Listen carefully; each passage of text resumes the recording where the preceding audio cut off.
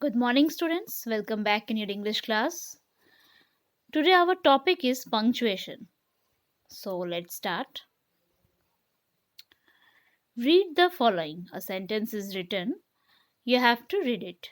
So, let's start. C.V. Raman, the great scientist, was just 14 when he joined the college. So, students, this is an unpunctuated sentence. That means we have not put any full stop, comma, or any other mark of punctuation anywhere, right? Even we have not used capital letters. See, C.V. Raman. This is the name of a scientist. And what we do, we start name of a scientist with capital letter. But here we have not used it. So if we write like this, if we write like this, it is difficult to understand the meaning of the sentence clearly, right? So let us punctuate this. So after punctuation, C in capital, then a full stop or dot, then V, then again dot or full stop, Raman R capital, after that comma, the great scientist, again comma, was just 14 when he joined the college. Now we can easily understand the sentence, and this punctuation marks, these punctuation is making the expression clear, and it is very easier to follow. So students, now the question is, what is punctuation? So in English language, there is a system of symbols and signs. And this symbol and signs, that means the system is known as punctuation. And why do we need punctuation? So punctuation shows us how to structure sentences and how each sentence should be read. So we need punctuation, right? Whenever we are writing something, we need punctuation. Right punctuation mark, right? So punctuation, this word is derived from the Latin language punctum, Latin word punctum, a point, which means the right use of putting in points or stops in writing. Okay, so we use stops or marks of punctuation to separate one sentence from another, or one part of a sentence from another part, right? So main marks of punctuation are, which are commonly used. These are full stop every time we use it, semicolon, comma, colon, interrogation mark, exclamation mark, quotation mark. So today you are going to learn some of them. So first is the most common punctuation mark, full stop. Full stop marks the end of a sentence. Whenever we end a sentence, we put there a full stop. And the full stop indicates the longest pause. And it is also used at the end of an assertive and imperative sentence. Keep in your mind that we don't use full stop at the end of exclamatory or interrogative. Okay, we use full stop at the end of an assertive and imperative sentences. For example, I go to school by bus. This is an assertive sentence. So, at the end of this sentence, we have used full stop. Again, we use full stop for initials or abbreviations. Abbreviation is formed with the first letter and the final letter of the full word. The full stop is omitted. Okay. So now we don't use full stop, but earlier we used to use. So MP, that means when we write member of parliament in abbreviated means short form. Okay, when we write in short form, we just write M, then full stop, then P, then full stop. And nowadays sometimes we don't use full stop in case of Mr. and Doctor. Okay, we don't use full stop after Mr of Mr and Dr for doctor. We don't use full stop after that, after these abbreviation. So next is comma. This is commonly used punctuation mark. We use it so many times. So comma indicates a natural pause in a sentence, or it is used to separate items in a list. And comma indicates the shortest pause. I have told many times while reading, we just sometimes we give a longest pause, long pause, sometimes we give short pause, and these all pause depends on the punctuation mark.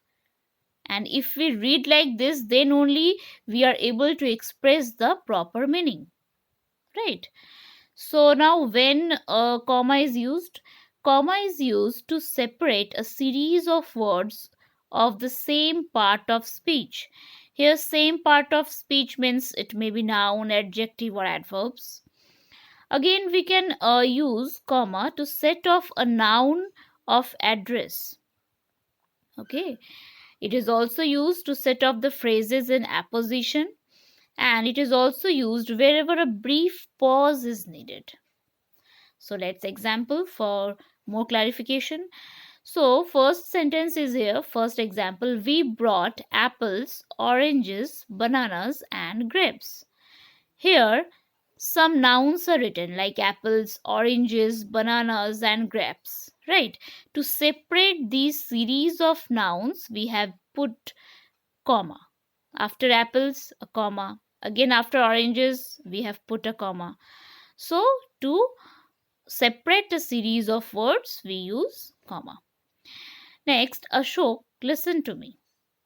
Here we have addressed Ashok. So after Ashok we have put comma. Again, Mr. Bose, the principal of the school, addressed the students. Here phrases are there, phrases in apposition is there. So after Mr. Bose we have used comma. Again after the school we have put comma. Here after Mr. there will be no full stop. Again in sentence 4, if you need my help, write to me. Here again we have just paused for very few seconds. If you need my help, write to me. So we use comma for a brief pause. Okay. Now semicolon. So the semicolon marks a greater pause than that indicated by a comma. Okay. That means whatever pause we have just said that, I have just said that a brief pause. Okay, when a comma is used, we use for a brief pause, but at semicolon mark, we use a greater pause than of comma. And it is used for, that means semicolon is used to separate a series of short clauses like I laughed, I sang, I danced with joy. These are short clauses and these are separated by the use of semicolon. Next, colon. The colon marks a greater pause than that indicated by a semicolon. See, greater than comma, semicolon. Again, greater pause than semicolon is colon. Okay. Now, when this colon is used, either a colon or a comma is used to mark off a direct quotation. When we write or when we start a quotation, just before that we put sometimes colon and also sometimes comma. The colon is used to introduce a list. The colon is also used to introduce an explanation or a statement. Let's see the examples. So here you can choose one of these languages. Again colon, French, German, Russia. Here, the colon is used to introduce a list. List of what? List of languages. It is written, no, you can choose one of these languages. So, list of languages are given here. List of languages is given here. Okay, so we have used colon for usage of this.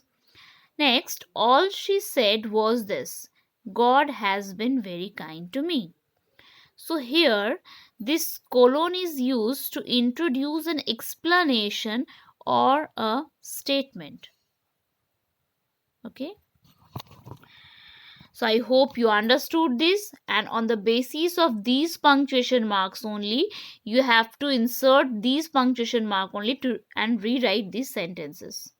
Okay, what you have to do, you have to put here, you have to insert here proper punctuation mark, and the sentences require only that punctuation marks which you have just read. Okay, so you have to insert from them only. So I am reading out these sentences for you. Number 1, Mr. Ram Nath Kovind, President of India, address to the nation.